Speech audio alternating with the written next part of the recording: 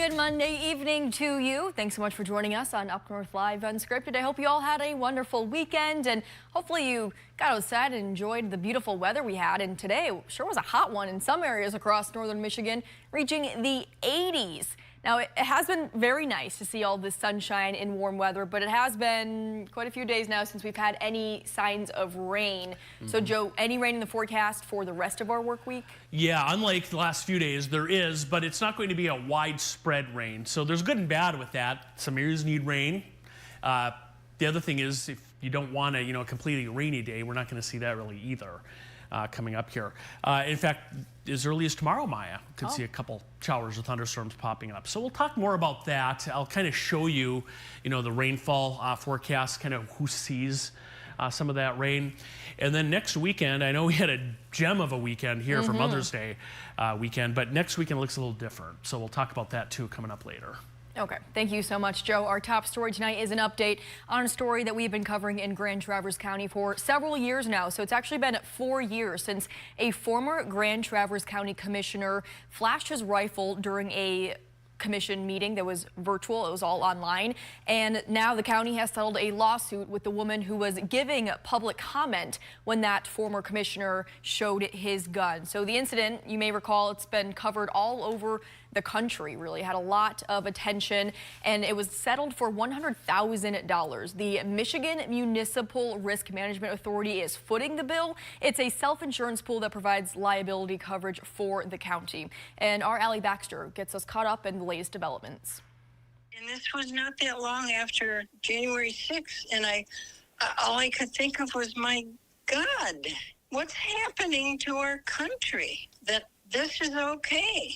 It took 8 seconds for former Grand Traverse County Commissioner Ron Klaus to set the stage for a 4-year legal battle. At this virtual January 2021 meeting, Klaus stands up and grabs a rifle as Kelly McIntosh is in the middle of a public comment to commissioners, asking them to make a statement denouncing the actions of Proud Boys, a group said to be involved in the January 6th insurrection at the U.S. Capitol. I don't know how else I should have taken it. And I will tell you, 10 minutes after that happened, I started getting phone calls. The incident went viral, even reaching Kelly's son in England.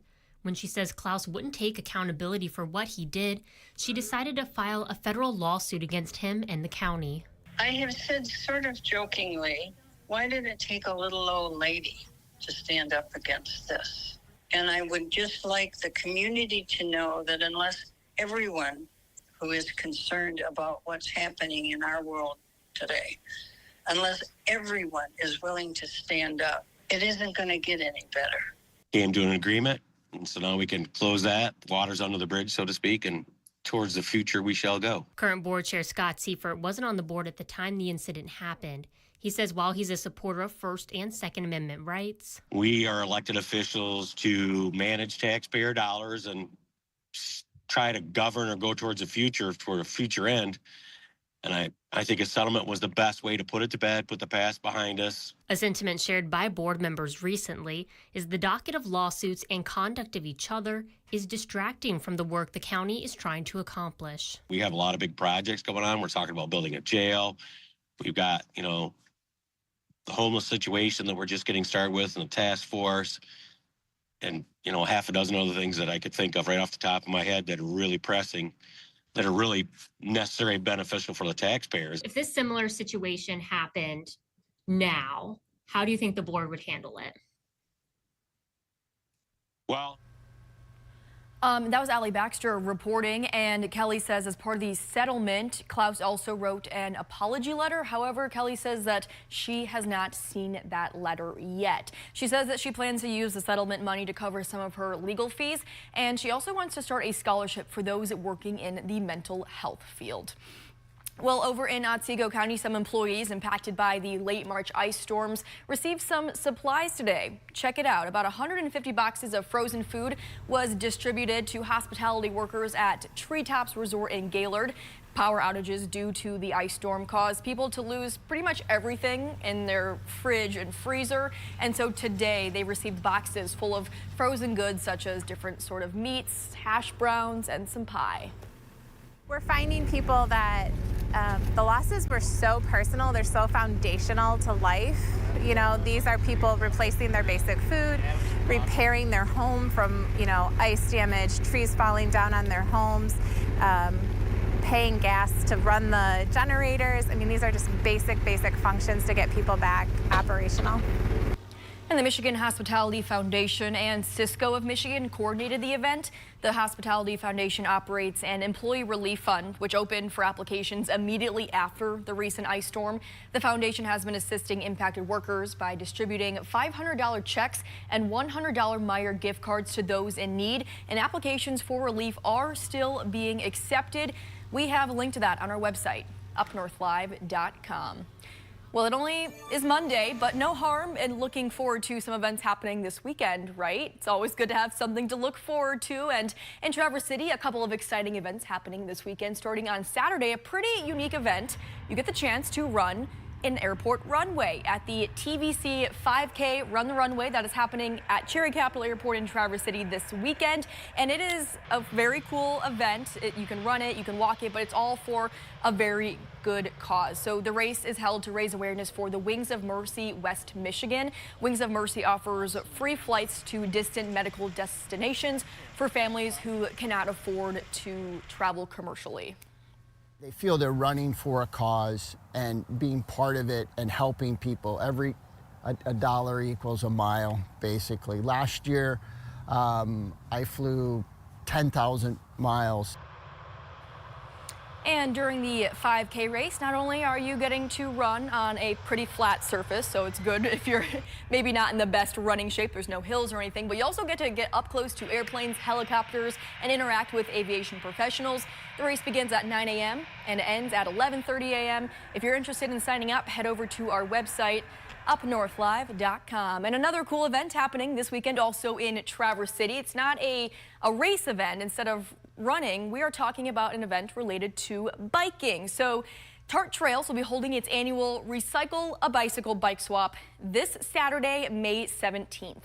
And Tart says the bike swap sale is for anyone who wants to sell or purchase unused or outgrown bikes. So for more on this event, let's turn things over to our guest today with Tart Trails, the Community Engagement Coordinator. Dana is joining us live. Hi, Dana. Thanks so much for coming on Unscripted. Hey, everyone. So if people out there watching right now, let's say they have an old bike that's been sitting in their garage for many, many years. Maybe it's their kids who outgrew it. Maybe it's their old bike. What can they do to try to sell the bike this weekend?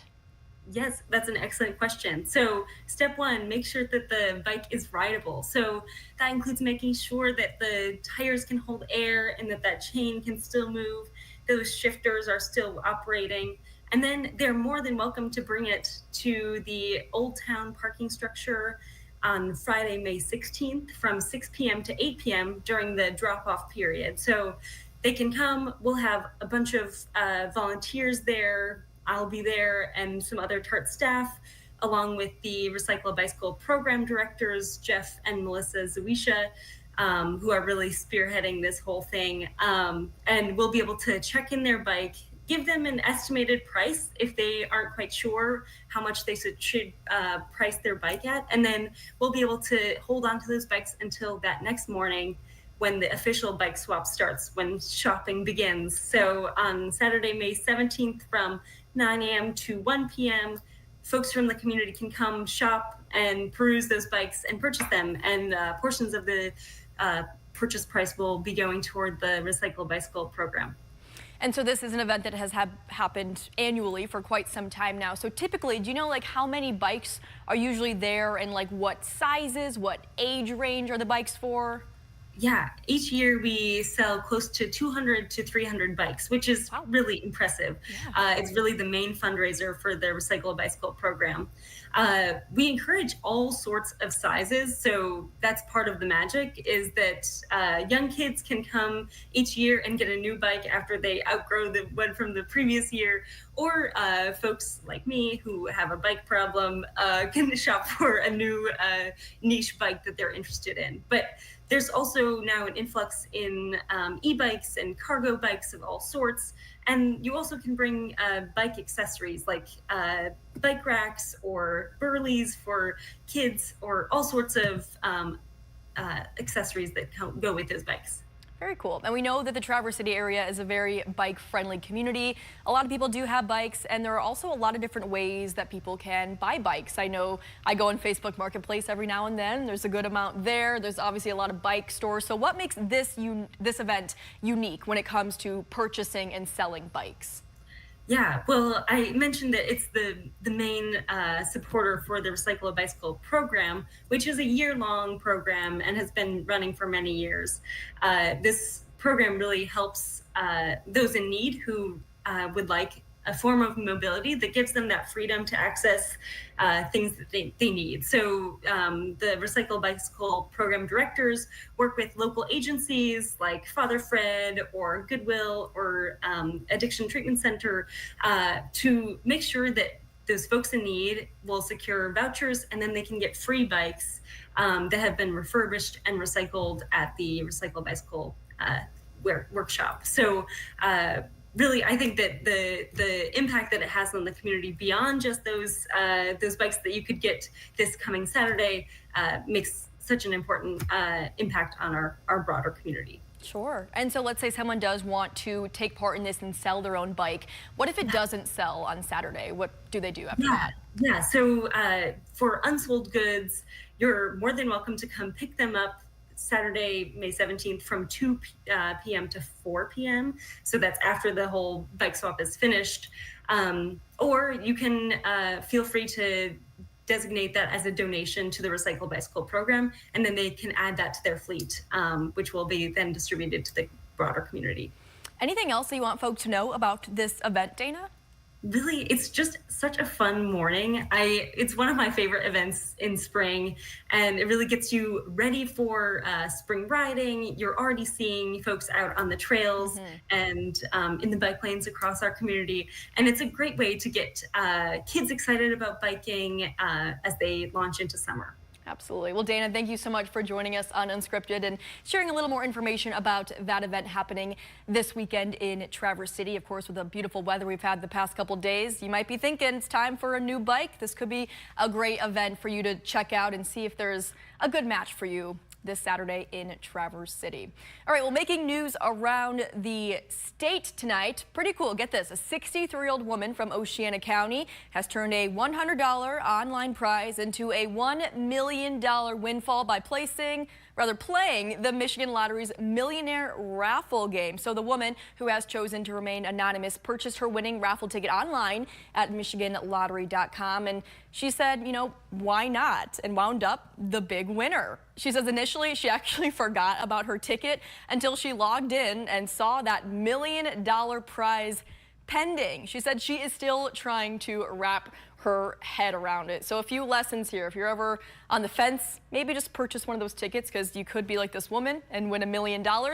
And another lesson is don't forget to check your account if you do purchase a ticket, because you wouldn't want $1 million just sitting there without actually cashing it out. All right, let's take a look at our question of the day related to this story. So how much do you spend a week playing the lottery, if you do at all? Scan the QR code on your screen right now. That will take you over to our website, UpNorthLive.com, where we have 245 votes. We have a few different categories ranging from none to more than $50. So we will take a look at those results and some of your comments at the end of the show. But let's take a quick break now, and our chief meteorologist, Joe Charlevoix, will have much more on our forecast for the rest of the week, and he'll look ahead to a bit of a cool down too. All of that in just a couple of minutes.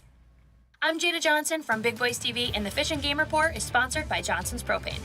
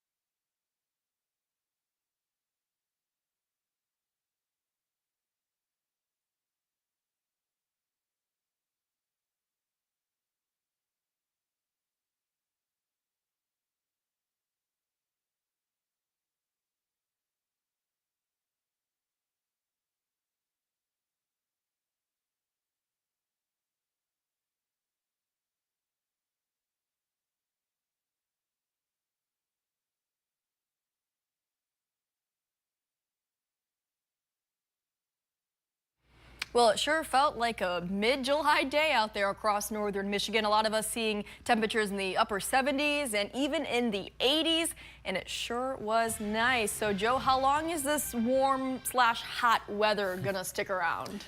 Well, I think the warm weather is going to hang around most of this week still. Now, next weekend, maybe some 50s. Oof. And it's funny because, a couple weeks ago, 50s would have been pretty nice and warm. But you get a couple days in the 80s and it just changes things. That's all it takes. That's right. Nice day today, though, coming off a gorgeous weekend. And this is our view in Benzie County. This is an honor. That's US 31 there. UpNorthLive Skyview drone. And even over the last week, just a difference in how the trees are budding. You can see a lot of green showing up. Grass, of course, in full throw as well. That was again earlier today, our UpNorthLive Skyview drone. All right, here's our three big things in weather. We do still have a warm week on tap, mainly 70s, a few 80s possible. Rain chances do make a return. Starting as early as tomorrow, there's the chance for and we're going to show you where, for a pop-up thunderstorm or shower Tuesday and Wednesday, and then there's a risk for some storms Thursday night. That might be overnight Thursday into Friday, or very early Friday, as a cold front arrives, and then cooler and unsettled next weekend. We're looking at showers of 50s and 60s for highs.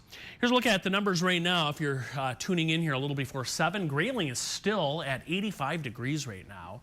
Houghton Lake is at 80, Mount Pleasant, and look way up north to St. Marie, you're still at 82. Not 82, 82. You know what I mean? And then Petoskey, a little cooler, 58. A lot of warm weather to the west of us, too. Look at Bismarck, North Dakota. Tonight, it's 96 degrees there. International Falls had their warmest ever May day yesterday. It was 96 there. We're eventually going to start cooling down toward the weekend, but as far as any rain, it's dry right now. You can see a few clouds starting to arrive from the south. This is part of a much bigger system spinning away over the southeastern part of the country tonight. They've had flood warnings and things like that in the Carolinas. That rain now getting up into parts of Ohio this evening. And we too will eventually get in. That's a source of moisture for any showers and storms here. So there's tomorrow afternoon. You can see a couple spotty showers and thunderstorms through Wednesday. Same thing Wednesday afternoon, but nothing very, very widespread. Coming up here. And then Thursday, some clouds in the morning, and eventually we should get a dry day in with some storms perhaps Thursday night. This is a little better way to look at where that rain's going to fall, the rainfall forecast. Very little north of Gaylord, not much. So if you're in, say, Mackinac Island, Dafter, Sault Ste. Marie, probably dry over the next couple days. A better chance to the south for some of those passing showers and thunderstorms. All right, the extended forecast through early next week. Here's what it looks like. Again, in the afternoon in lower Michigan at least, chance for a shower or thunderstorm both Tuesday and Wednesday. Some storms, I didn't put them in because it's going to be in the overnight, but Thursday night some storms are possible. And then, yeah, cooler and unsettled Saturday and Sunday, Maya. So, some 50s, little change next weekend. A little different from what we experienced this past weekend. Yeah, but at the end of the day, we do need the rain, so, we'll take what we can get. Exactly. All right, Joe, thank you so much for that. And we are going to take another quick break, but coming up in just a couple of minutes, we will check in with Sports Director Harrison Beebe and all of your top sports stories for this Monday. Stay with us.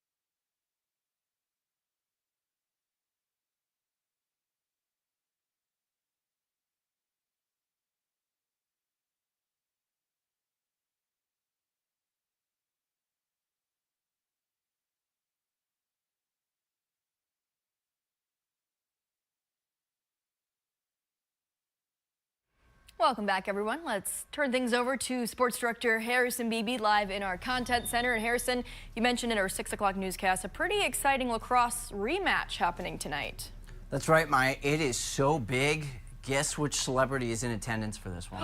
Could it be sports director Harrison Beebe I'm himself? not a celebrity. I'm nowhere near close to a celebrity. I'm a public figure, but I'm nowhere near a celebrity. But guess which celebrity that works here is? That works here? Could it be Mark Gillette? Yeah, I don't want to give it away, but I heard some rumblings through the grapevine that the one and only Mark Gillette, who has a lot of lacrosse ties from his kid, didn't want to give it away. One of his sons did play lacrosse for the Traverse United Co-op, but now, of course, it's the two separate teams, West and Central. They played 3 weeks ago. These are highlights from that game. West won that one 13-12, so pretty close affair in that one. Also a lot colder that night than it's going to be tonight at Thurlby Field, so that'll be much appreciated on my end when I'm there as a public figure representing the station. But yeah, we'll get you highlights from that one at 11. And regular season finale for these two. They start regional play. I believe Central starts it at the end of the week. West's regional game will be next Monday. Both on the road, but this is the first time both are competing in the postseasons as their own schools. The past, obviously, handful of years, they were the TC United Co-op, but this year, postseason, separate sides of the city. What else is happening in the sports world tonight? Well, Maya, you guys are hyping up this lottery question of the day pretty big. I want to talk about the lottery in the NBA, and it's weird that I want to talk about it this year because this is the first time in years that the Pistons have not even had a remote opportunity to get a pick because they made the NBA playoffs, which means they're already slotted for their spot. Actually, I believe there's a trade. They don't even get a first-round pick this year. We'll delve more on that later on. But Cooper Flagg, you've seen him play at Duke, right? Right. He is the coveted prospect for the NBA draft lottery with the ping pong balls tonight. I want to know, we got teams like Utah, Washington, Cody Bear, shout out Cody Bear, our weekend anchor. His Charlotte Hornets are in the running. Those are the top 3 teams with the odds of 14%, I believe, to get Cooper. There's also New Orleans is in the mix there. I know Brooklyn and the Philadelphia 76ers had a subpar year. They could get him. Which team, Maya, would you like to see Cooper Flagg go to? Whichever team Cooper Flagg wants to go to. How about that? That's a very... I know you're not a huge NBA fan, but pick one franchise you'd like to see maybe get revitalized by Flagg. Let's go with the Hornets because of Cody Bear. Cody Bear, and he plays at Duke already, so then he goes to Charlotte. Yeah. And we know the Pistons cannot get the number 5 pick in the lottery this year. No way. All right, Harrison, thanks so much for that sports update. We are going to take another break, but as promised, we'll check in with the question of the day about the lottery and read some of your comments coming up next.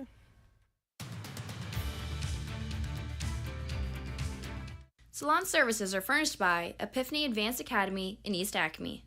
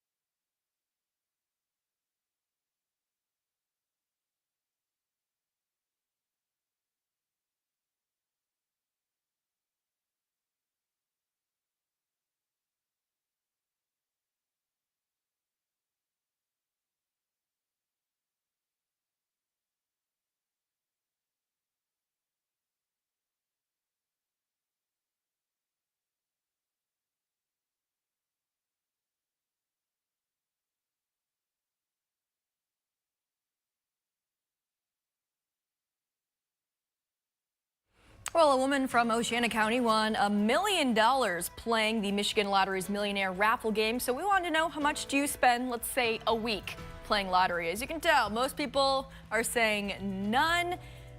18% say $1 to $10, 7% $11 to $49, and 3% $50 plus.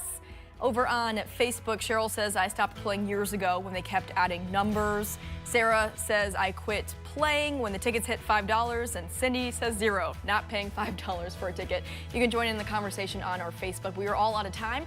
We hope to see you back here at 11 o'clock tonight. Take care.